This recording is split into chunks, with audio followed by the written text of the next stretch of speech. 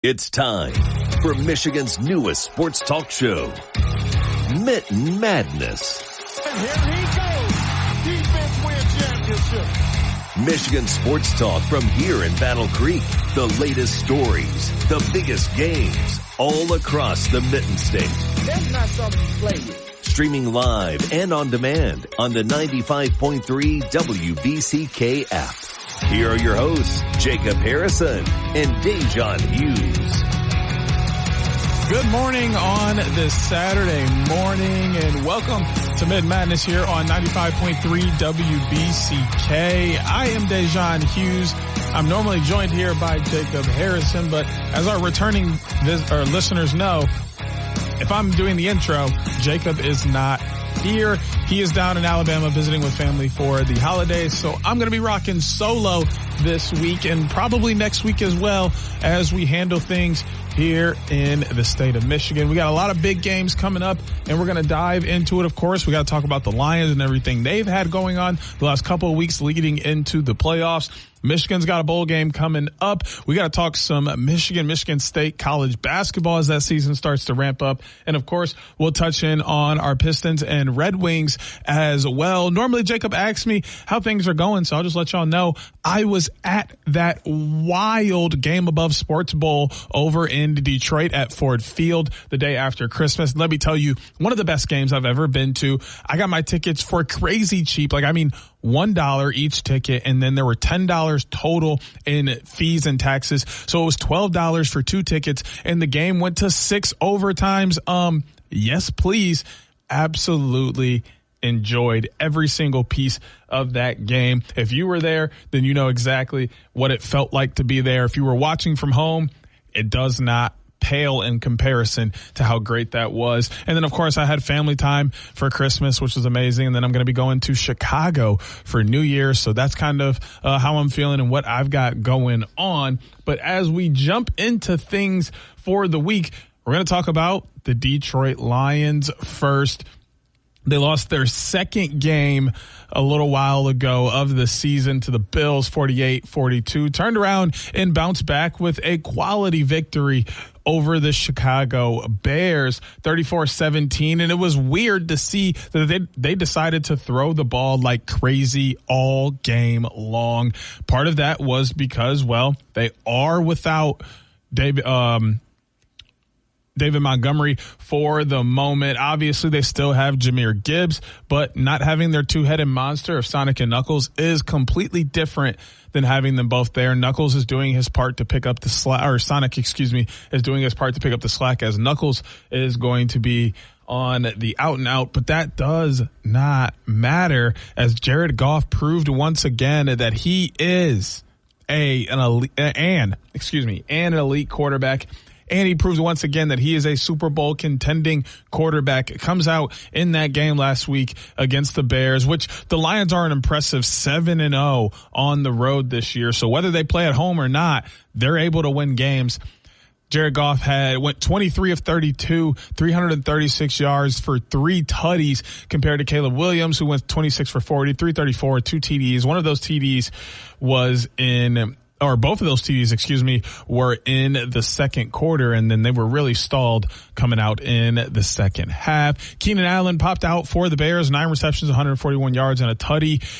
Caleb Williams was their best rusher as well, with 6 carries for 34 yards. The Lions on the other side, Jamison Williams doing his thing. When J-Mo is popping, the Lions are a totally different squad. He provides a different skill set that really almost nobody else in the league brings. That deep threat that he brings, but he's also able to do a lot with his speed in the tight sets as well, has opened up so much for this Detroit offense. He got behind the defense quite a few times this past weekend and was able to convert 5 receptions, 143 yards, and a tutty for him. Jahmyr Gibbs also doing his thing on the ground. He got 23 touches for 109 yards and a tutty as well. 34-17.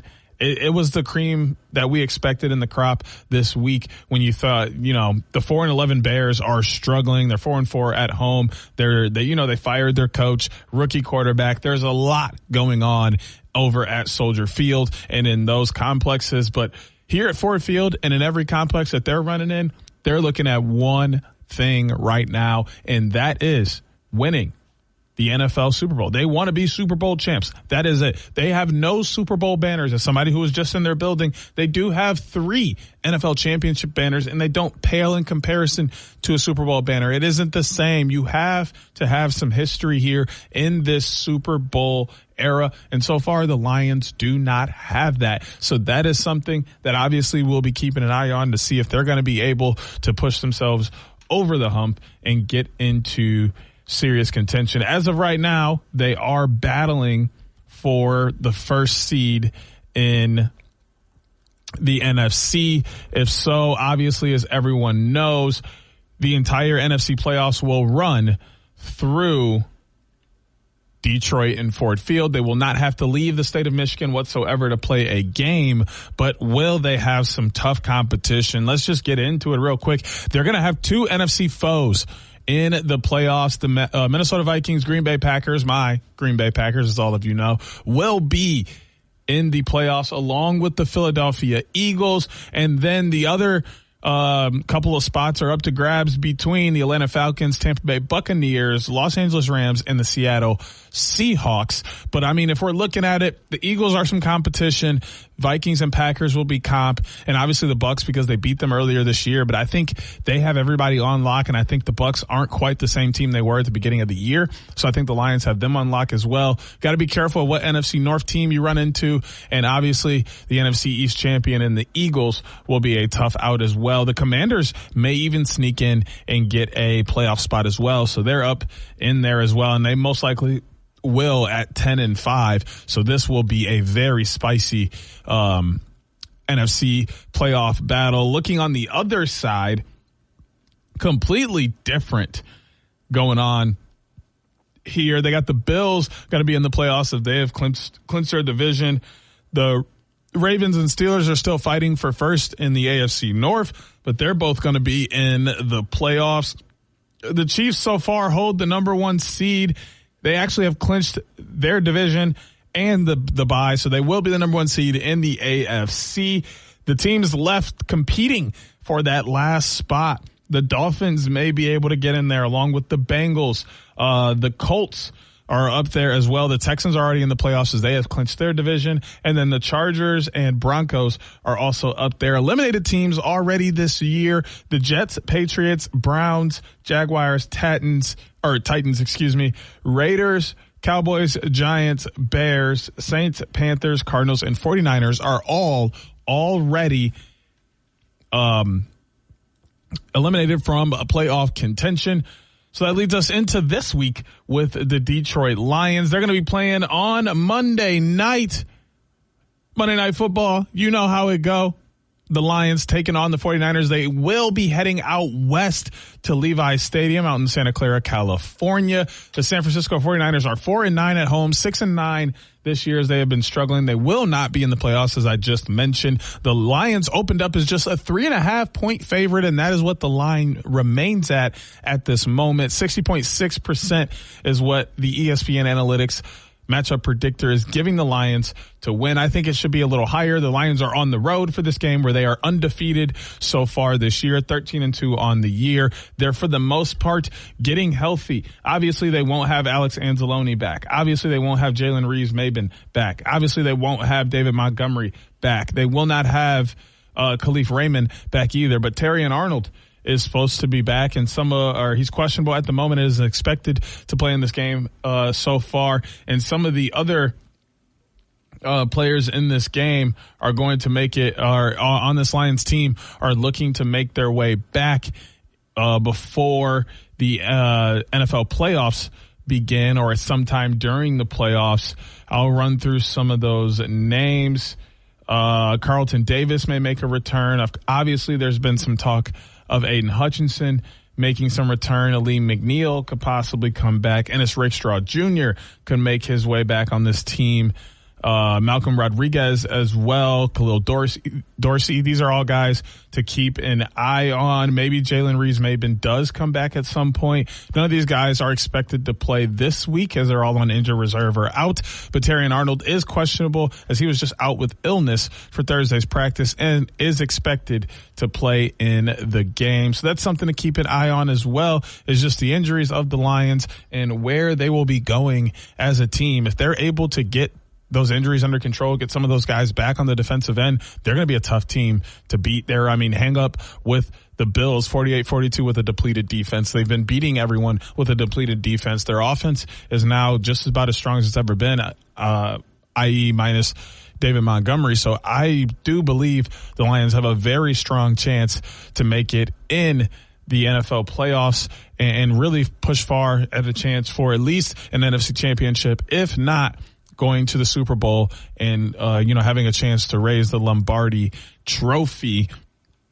Some other notable games coming up in the NFL this week before we get into some other stuff.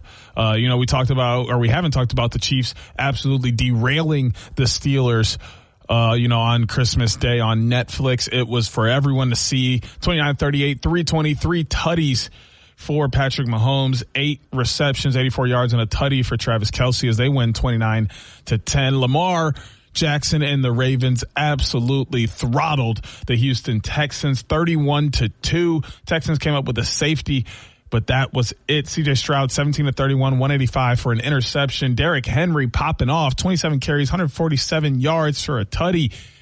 2 receptions, 68 yards, and a tutty for Mark Andrews as well. Broncos-Bengals will be a game to watch this weekend. That's going to be on later today. Packers-Vikings also going to be on Sunday. That's something to keep an eye on as well. And Falcons-Commanders may be something worth watching, but that's what we got coming up. We're going to get into the next segment talking about the bowl game we got coming up and maybe some other sports as well. Don't you go anywhere. It's Mitten Madness on 95.3 WBCK.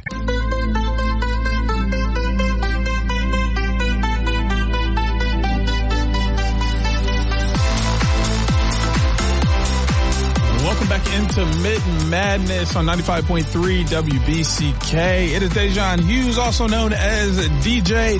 I'm all alone this week, and Jacob is out enjoying the holidays with his family down south in Alabama. Speaking of Alabama, let's get into it. Michigan, our Michigan Wolverines are one of the few bowl teams that are eligible from the state this year. We know the other was Eastern Michigan, who ended up losing their game, and what was the other guy's name? Oh yeah, Western Michigan, and they lost their game as well to South Alabama. So Michigan has a chance to be the one team outside of Ferris State. Shout out the Bulldogs as they won another D2 national championship to win a postseason game. The Wolverines will be taking on the 11th ranked Crimson Tide from Alabama. This is the funniest thing ever because Michigan opened up the year of 2024 taking on Alabama in the the Rose Bowl back on January 1st in California. And as we saw, Michigan won that game, and then they went on to win the national championship. Fast forward all the way to December 31st of 2024, and these two teams will be back on the gridiron against each other in the ReliaQuist Bowl.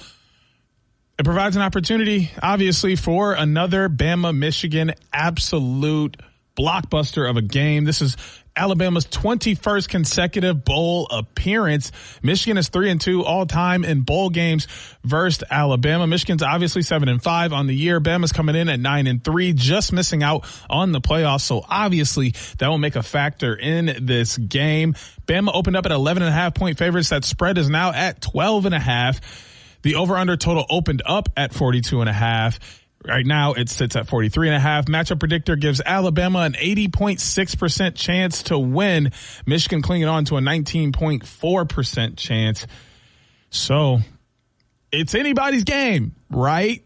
The game's still got to be played. This is at Raymond James Stadium, which I'm going to tell you where that is in just a moment, because I'm not familiar with which college may play in that stadium. Oh, this is over in Tampa, Florida.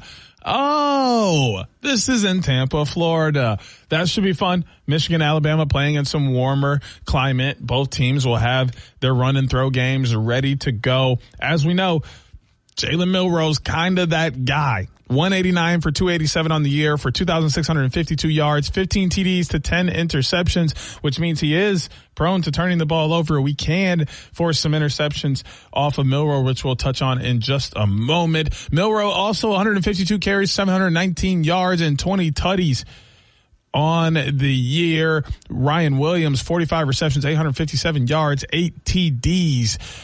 For the freshman receiver. Looking at the Michigan side of things, Davis Warren, 125 for 197, 1,126 yards, 6 tutties, 9 interceptions. Khalil Mullings holding things down on the ground, 185 carries, 948 yards, 12 tutties on the year. And then, of course, the star tight end, receiver, pass catcher, whatever you want to call him, Colston Loveland, coming in 56 receptions, 582 yards, 5 tutties on the season. And Michigan is 3-2 in their last 5. Bama is 4-1. 75 degrees is going to be the temp at noon on December 31st when these two teams kick off. If I'm going to be honest, this is definitely an uphill battle. We talked about this a little bit on Mitten Madness last week when Jacob was here. Emotions are going to run high in this game. Jalen Milroe probably playing his last college snap. Colston Loveland probably playing his last college snap. Mason Graham most likely playing his last college snap. There's a good chance Kenneth Grant plays his last college snap. There are so many guys out on both of these teams that may not play another college down because they're headed to the NFL. There are seniors on both sides that will not play another down of football because they just don't have the skill to get to the next level. And everybody's career ends one day, so emotions will run extremely high. Michigan has a chance to do the funniest thing ever and absolutely own Alabama in the year of 2024, which will have emotions running high. This game will be one of the most exciting games of the year because emotions will be running high, but at the same time, you have to compose those emotions. You have to be able to stay focused and you have to reduce your mental mistakes. And that's something that Michigan has not been able to do for most of the year. That has been a big reason why Michigan has had a lot of problems this year. They've turned the ball over more times than they would like, which has been a reason why they have fell behind in games. It's been a reason why they have lost games. In their best games this year, they didn't turn the ball over. In their best games this year, they played really great defense. Let's take a look at that Ohio State game. That was a little different, and I will be honest about that. Ohio State kind of ran right into Michigan. They didn't necessarily use all of their weapons like we saw them do against Tennessee, so that kind of helped them out. But at the same time, you can go back to that Indiana game, and it was much of the same. Michigan was in that game. Michigan was in control of that game a lot of the time through their defense causing havoc, their defense making it tough on the opposing side, which gave energy to the offense. If we know one thing about this Michigan team, it's that the defense is good. It's that the defense can do their job. The defense can ignite the rest of the team. Maybe a special teams play here or there could really help this team out when they take on the Alabama Crimson Tide come December 31st. But if we're being honest, I don't think Bama's all that good. Bama plays in the SEC. Woohoo. What does that mean? Absolutely nothing. As we're seeing, a lot of these SEC teams are getting throttled. You know, Georgia's probably going to have a pretty tough test. And if they go down, there's going to be a lot of talk about the SEC and what they got going on because their homies are getting dropped left and right in the playoffs. Texas has to make a stand this week. If they lose to Arizona State, people will be howling. And guess what? Bama lost to Texas. Bama lost to Texas. Texas lost to Georgia. It's all kind of craziness going on down in the SEC. You're supposed to expect me to believe that they're good. I mean, Bama's good, but they ain't great.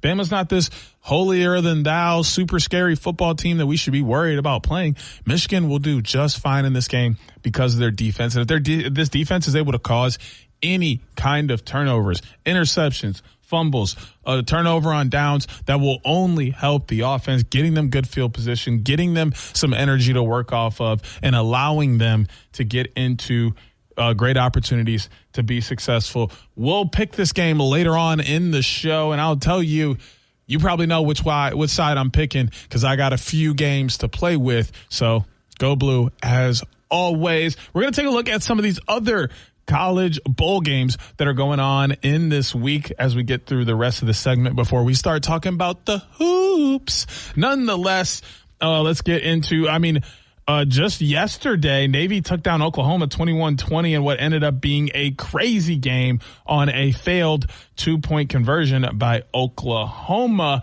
Coming up later on today, as you are listening to this, you got UConn and North Carolina tipping things off as soon as we get off air. Boston College and Nebraska going to be popping things off. Iowa State and Miami are going to be playing football. Miami's got a 68.7% chance to win. ISU opened up as 2.5-point favorites, and now Miami is 4-point favorites in this game. There is a 52.5-point open for the spread. It's now up to 57.5 on that total. This game is going to be at Camping World Stadium, 3:30 p.m. on ABC.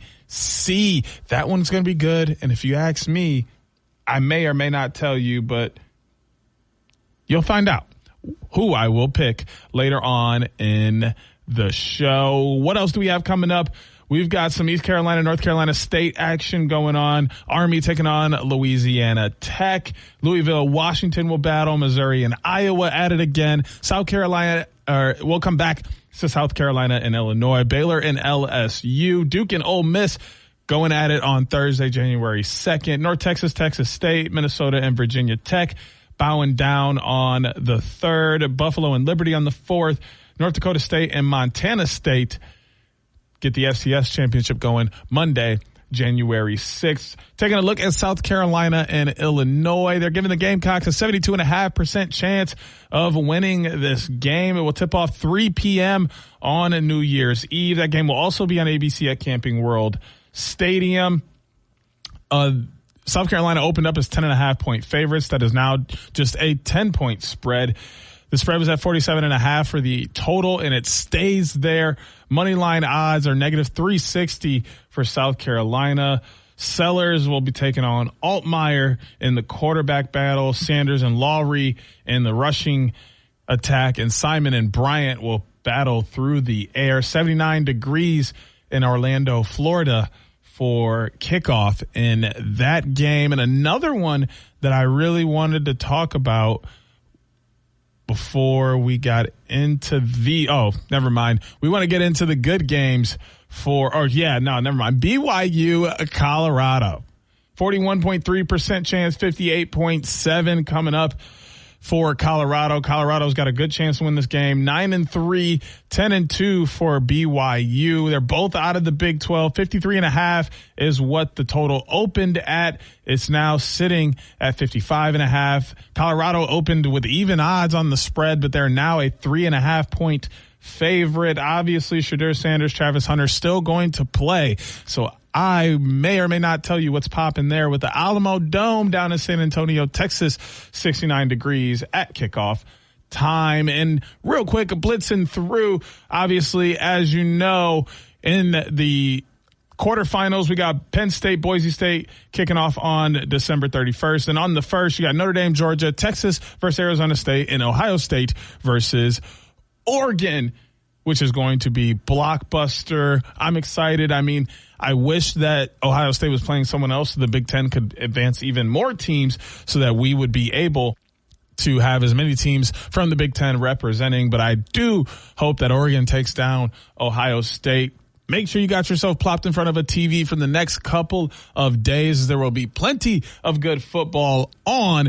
We're going to get ready to take a break. And when we pop back, we're heading inside. We're talking about the hardwood. We got to talk about the Detroit Pistons, the Michigan Wolverines, and, of course, the Michigan State Spartans as well. We'll be back with more Mitten Madness on 95.3 WBCK.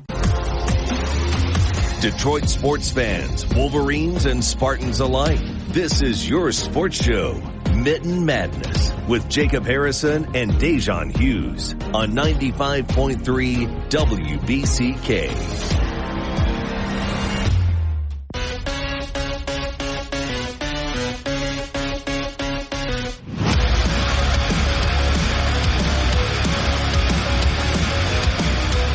to Mitten Madness here on 95.3 WBCK. Da'Jzon Hughes, also known as DJ, all solo this week as Jacob is down south hanging out with family for the holidays. I'll probably be solo again next week, and then we'll get back to all the regular business when the new year is fresh and new for all of us. Let's dive on to the hardwood because we got action inside. The Detroit Pistons have been heating up recently. I'll take you back just a little bit. Last time we talked, they had just lost to the Celtics. Well, since then, they are 4-1. They're 14-17 on the year. They're already halfway to that total that we talked about of doubling what they had all of last season. They have already matched their win total from last year.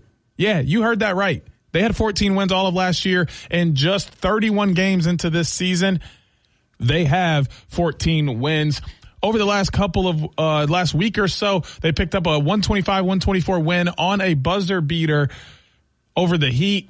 Then they lost to the Jazz by 7, 126-119. And then they went on a little bit of a run. They beat the Suns 133-125, took down the Lakers 117-114, and then took down the Kings 114-113. Their next game is tonight, 9 p.m., taking on the Nuggets over in Denver, which will give you a quick rundown. There's a good chance that they may come out on top of this game. Denver is kind of in a weird slump right now. They're 16-12 on the year, and that's with Nikola Jokic averaging almost a triple-double. He's got 30 points, 12 rebounds, 9 assists on the year. On the other side, Detroit Pistons look good with their young core. Cunningham leading the points total with 24.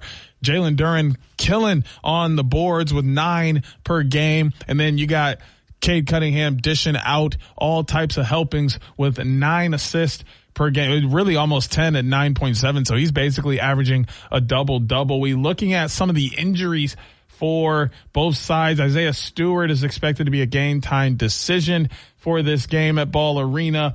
Aaron Gordon is out, but may return. We'll find out. Jamal Murray, game time decision, so he may or may not play. Deron Holmes II is out for the season. Vlatko Kankar is also out until February 20th. Obviously, as I said, both these teams are 3-2 in their last 5. So for Denver, that's a win and a loss to Phoenix, a win over New Orleans by 3 in overtime, a loss to Portland, and a win over Sacramento. And for your Pistons, that's a loss to the Celtics, a win over Miami, 1 point in overtime, and then a loss to the Jazz and 2 wins over the Suns and Lakers. 9 p.m. tonight, Ball Arena. Your Pistons have a chance to beat themselves from last year. They're 9-9 on the road, while the Nuggets are 8-4 at home. Nuggets have a 61% chance to win, while the Pistons have a 39% chance. We'll find out what happens, as a game always has to be played, but the Pistons are definitely headed in the right direction. If we take a look at their schedule coming up after this game, they've got Orlando, who has been playing good ball, but then you get Charlotte, Minnesota, Portland, Brooklyn, Golden State, Toronto, New York, all in the beginning of January. All of those games are between tomorrow and January 11th. So a good chance for them to go on a little bit of run before the All-Star break comes up and be in a very favorable space. But now it's time for us to head on over to a different hardwood. We're going to be talking basketball in college. We're talking Big Ten basketball in college more particularly. We're first going to talk about some guys that we don't always talk about first, so I'm going to give them the benefit of the doubt and be nice. Michigan State, they're 10-2. They're first in the Big Ten, along with UCLA and Michigan, who are both 2-0 in the conference. UCLA and Michigan both 10-2, along with Maryland, Penn State, and Nebraska, who are all 10-2. Oregon's 11-1 on the year so far. Wisconsin 10-3, but then you got Michigan, Iowa, Northwestern, Indiana, all at 9-3. Illinois sitting at 8-3. USC 9-4. Ohio State and Purdue both 8-4. Rutgers 7-5. Washington 8-4, and Minnesota sits at 7-5 as well. Big Ten going to be absolutely stacked this year. So it's a great thing that Michigan State is in there. part of their season. Cohen Carr playing absolutely amazing. Jaden Akins has led this team as the point guard and has done fantastic. And of course, they're playing Tom Izzo scrappy type ball, and they're on a run. You know, they started the year 2-0, then 2-1, then they went out to 5-1, and now 5-2, and now let's look at it. Boom, 5 wins in a row at 10-2. Then they play Western on the 30th. That's probably going to be a win. So let's make it 11-2. Then they play Ohio State, most likely a win, 12-2. Washington. I mean, hey, it's Washington. I got Michigan State beating up on Washington. We're at 13-2. Northwestern will be a good game. They're 9-3, have played good ball. I think Michigan State comes out on top, 13-2. 14-2 after Penn State, who has played good ball, but I think I'm putting Michigan State over them as well. Illinois, another tough contest. So Michigan State has a great run to make before they get into some really tough competition.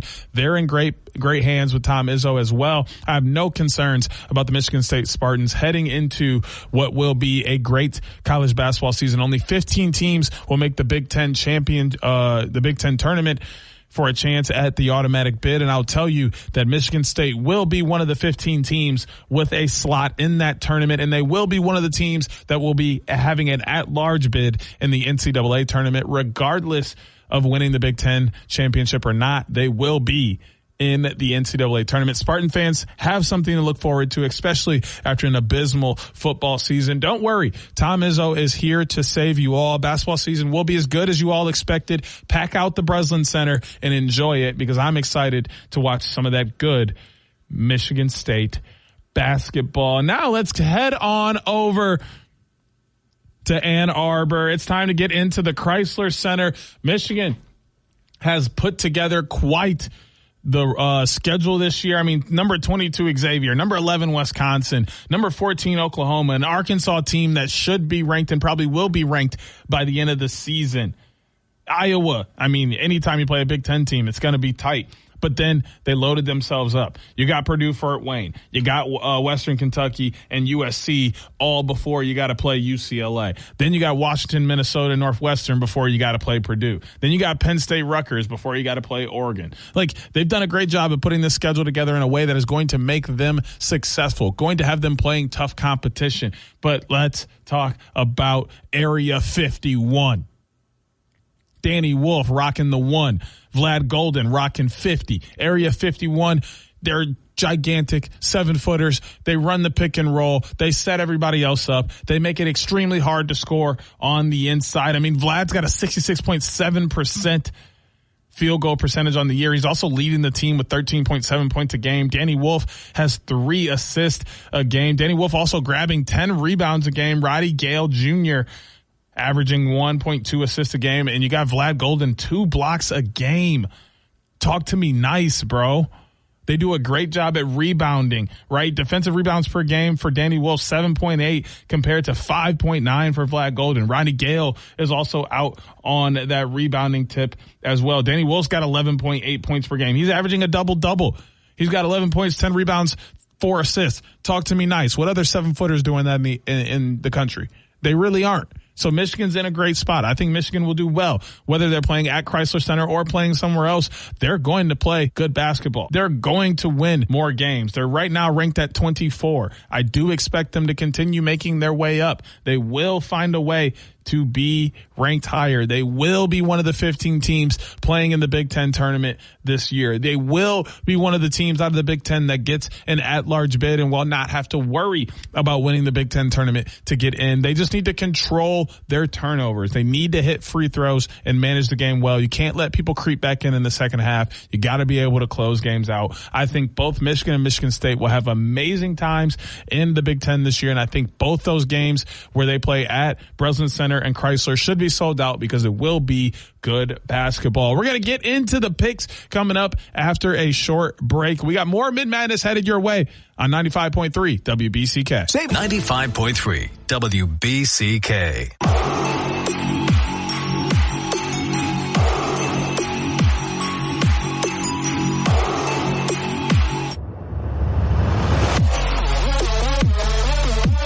Welcome back into Mitten Madness here on 95.3 WBCK. It is time for our picks. I am Da'Jzon Hughes, also known as DJ. Jacob is down in Alabama with family for the holidays, but of course, he sent his picks in. I'm going to be rambling for a while, covering up some time because, well, honestly, this should be a really quick segment, but got to stretch it out into 12 minutes, which is much easier when he's here because, as y'all know, he's a little bit of a babbler and will talk and talk and talk and talk and almost makes it hard for us to not run over our time limit. But we got 8 games on the dock this week with so many college football playoff games, so many bowl games, and of course a good NFL game. We had to get as many of them in as we possibly could. I'll get you the rundown as always. We had an extra game added on to our tally because the Notre Dame game was picked a week earlier than it was played because of the way we record the show. So 7 games total last week. Your boy went 6-1. Jacob went 4-3, which leaves us this week with a 3-game lead for your boy. 61-43 is what my record is. Jacob's record is 58-46 as we're diving into what will be a loaded week of picks this week. We'll start with the one game that is different than the rest. We're going to be talking NFL as your Detroit Lions will be taking on the 49ers this week,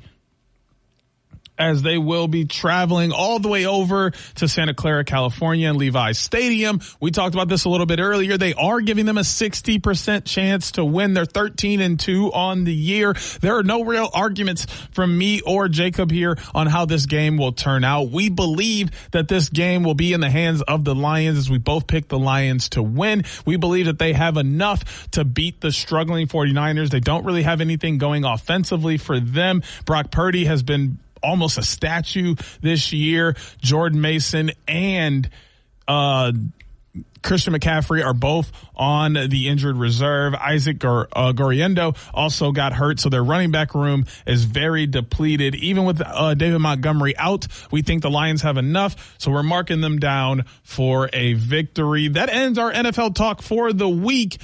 Let's get into the fun that will be going down over the next couple of days. We're going to start first with what you're going to see later on today. You got 2 games coming to you later on today that we're going to pick. The first one will be number 18, Iowa State. The Cyclones coming in at 10-3 on the year, taking on the Miami Hurricanes. 10-2, 13th, just missing out on the playoff. Pop-Tarts Bowl going to be played at Camping World Stadium. 3:30 p.m. is the tip-off on the eastern side. Obviously, Miami is a 4-point favorite with a 68.7% chance to win. They are 3-2 in their last 5, and so is Iowa State. They had a tough loss to Arizona State in the Big 12 championship game, and obviously Miami missed out on the ACC championship game after taking a 4-point loss to Syracuse to end their regular season. Me and Jacob are also in agreement here. We believe Cam Ward is simply just too much for the Iowa State defense, and the Hurricanes will take down the Cyclones in another game, which will both say Miami wins. We'll find out soon what's going to happen with that game, but another game that is popping off on that later today as you're listening to this is going to be the Colorado Buffs taking on the Birmingham Young Cougars. BYU 10-2 started off the season absolutely well until they lost a game and then lost another. Many people thought they were going to be the Big 12 representative or one of the Big 12 representatives for the college football playoff. That ended up not being the case, and now they find themselves in the Valero Alamo Bowl against another Big 12 opponent. The Cougars are 10-2 on the year, the 17th ranked team in the country. They only have a 41.3% chance to win this game as they take on Shedeur Sanders, Lorian Webster, Travis Hunter, Deion Sanders and the rest of the Colorado Buffs, who have a 58.7% chance to win this game. They are now 3.5-point favorites. They're minus 175 on the money line. This one happened in the Alamo Dome in San Antonio, Texas. 7:30 p.m. Gonna be the Eastern Time kickoff for this on ABC. Will the 9-3 Buffaloes have enough to beat the 10-2 Cougars? Both me and Jacob think so. We are both also taking Colorado in this game, so we are knotted up 3-3 with the same picks in this week so far. We're going to bounce over to our next game of the week. Now we're getting into that New Year's Eve action. First game up on New Year's Eve at noon. It's the Alabama Crimson Tide taking on your Michigan Wolverines. 9-3 Crimson Tide at 11 in the country have an 80.6% chance to win. Open up at 11.5-point favorites. They're 12.5-point favorites now, and they're minus 500 on the money line. You Michigan bettors, you're plus 360 as the over sits at 43.5 at this current point. So make your bets now. Raymond James Stadium down in Tampa, Florida, 75 degrees. Going to be temperature at kickoff. Bama 4-1 their last 5. Michigan 3-2. If we want to be honest, me and Jacob both believe that Alabama just has too much on the offensive end for Jalen Milroe in the Michigan defense. We do think Michigan will make it tough. We do think this will be close. We do think it will be another game like the beginning of this year, but we both are going to stick with Bama for this one. This was a tough game for me to pick, but there was a lot that happens with Michigan that has me siding with the Crimson Tide on this one. But hey, y'all all know I'll still be cheering for Michigan, and I'll still be even more elated if they happen to come out and win and own Alabama in the year of 2024. But I'm playing it safe and going along with Jacob. We think Ryan Williams and Jalen Milroe will absolutely come out with a win over the Michigan Wolverines. We're going to keep it going. And now we're into what everybody wants to talk about. It is the college football playoff. The first game of the college football playoff quarterfinals, we're now in that mode, is going to be on Wednesday, December 31st, New Year's Eve, 7:30 Eastern Time, kickoff on ESPN. Number 6, Penn State, taking on number 3, Boise State. 12-1 for Boise, 12-2 for Penn State. 64.8% chance for Penn State to come out with a victory. They open as 11-point favorites. It will stay there. The line for the over-under, 53.5, has actually dropped to 52.5, and Penn State negative 450 on the money line, while plus 340 for Boise State. Drew Aller, Nick Singleton, Tyler Warren, award winners all over their offense for Penn State. Defense has looked great as well. Max Madsen and Ashton Jeanty will look to do their best, as they have obviously 5-0 in their last 5. Had one tough loss earlier in the year to number 1 Oregon by 3 points in Eugene. This one going to go down in State Farm Stadium in Glendale, Arizona. 70 degrees going to be the kickoff temperature. This is our first split of the day. Jacob has a lot of faith for the Verbo Fiesta Bowl in Boise State. He believes that their Fiesta Bowl magic will continue. They will take down Penn State after Penn State had an impressive showing in the first round. I'm going to be on the opposite side of this. I think Penn State's defense is simply just too good for Maddox Madsen and the throwing abilities of this Boise State offense. Ashton Jeanty is going to be Ashton Jeanty. I think he's going to have a good game. He's still going to impress. He's still going to raise his draft stock, but he can't do it all alone. And that's got me picking Penn State. So we got our first flip of the week. He's got Boise State. I've got Penn State. Going into our next quarterfinal game of the college football playoff. It will be the first game of the new year, kicking off at 1 p.m. You have number 5, Texas, taking on number 4, Arizona State. Texas coming in 79.7% chance to win, while Arizona State has 20.3% chance to win. Texas opened up 12.5-point favorites. They're now at 13.5. The line opened up at 51.5. It will stay there. Texas minus 550 on that money line, while Arizona State is plus 380. Texas 4-1 in their last 5. A 3-point loss to Georgia is the only loss that they got hanging out there in overtime for that SEC championship game. And then obviously Arizona State 5-0 in their last 5 games. They got a huge win over 28-23 over ranked BYU, 49-7 in their rivalry game against Arizona, and then throttled Iowa State 45-19 in the Big 12 championship game. This is Mercedes-Benz Stadium, Atlanta, Georgia. 1 p.m., 53 degrees is going to be the kickoff, as that won't matter in the dome. 12-2 for Texas, 11-2 for Arizona State. We think the Sun Devils are getting scorched, and the Longhorns will continue to stampede on. Both me and Jacob picking Texas in this game. Notre Dame and Georgia, 53.7% chance for Notre Dame to come out on top as they opened up as 1.5-point favorites. Now Georgia is a 2-point favorite, even though they have a 46.3% chance to win. The line opened up at a 43.5 and it stays there. Georgia's just minus 130, while Notre Dame plus 110 for those money line odds.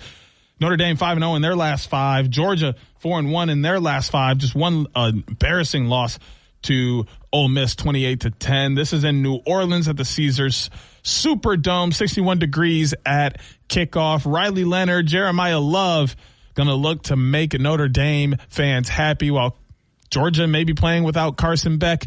But with that in mind, both of us are going to pick Georgia to win anyway. We think Carson Beck will be back. We think that they do have enough to win, and Notre Dame will be on the outside looking in. And our last game of the week will be Oregon and Iowa State not Iowa State, Oregon and Ohio State. I mean, no reason not to disrespect those dudes down south anyway. Number 8, Ohio State, 11-2. Number 1, Oregon, 13-0.